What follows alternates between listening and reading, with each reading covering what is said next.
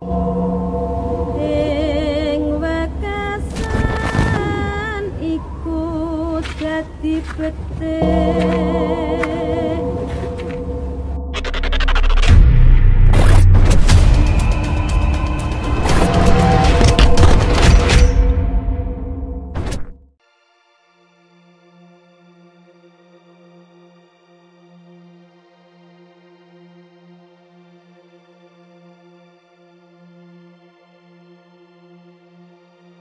Bismillahirrahmanirrahim. Alhamdulillah. Salatu wassalamu ala rasulillah wa ala alihi wa ashabihi wa mawalah. Pencinta ziarah wali yang kami hormati, kali ini kita berziarah di makam Adipati Terung I atau Raden Kusen yang terletak di Desa Terung Kulon, Kecamatan Krian, Kabupaten Sidoarjo, Provinsi Jawa Timur. Situs ini batas utaranya berbatasan dengan kebun milik penduduk. Sebelah barat berbatasan dengan kolam ikan. Sebelah selatan berbatasan dengan sebuah masjid dan sebelah timur berbatasan dengan pemukiman warga. Raden Kusen dengan nama asli Raden Husen atau Kinsan atau Adipati Oncot Tondo Terung adalah panglima terakhir Kerajaan Majapahit dan seorang adipati yang memimpin Kadipaten Terung atau Balung Bendo dan Sidoarjo. Beliau merupakan saudara berbeda bapak dari Raden Patah yang merupakan pendiri Kesultanan Demak. Beliau seharusnya menggantikan ayahnya Aryadillah sebagai adipati di Kadipaten Palembang.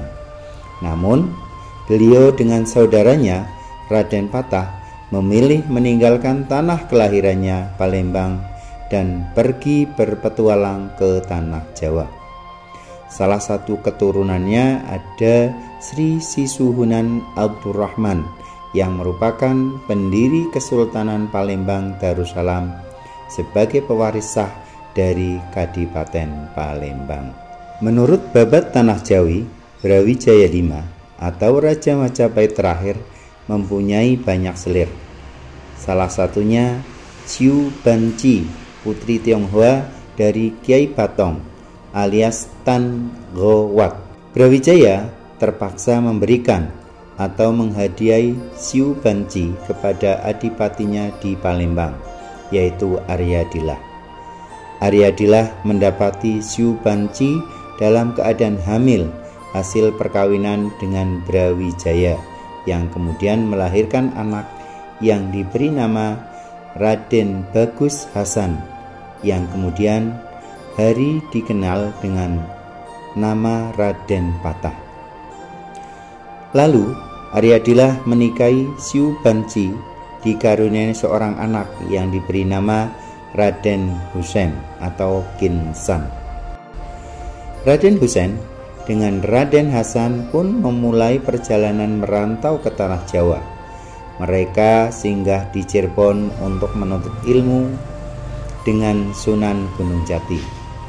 Raden Kusen menikahi putri Sunan Gunung Jati bernama Nyai Mertasari, dikenal juga dengan nama Nyai Mas Ranggaluwung, dan dikaruniai dua orang anak yang diberi nama Raden Surodirejo atau Adipati Palembang I dan Raden Santri yang merupakan Pangeran Aryo Kesumo Cirebon.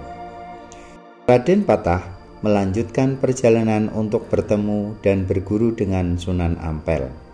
Sementara itu, Raden Kusen mengabdi kepada Raja Brawijaya.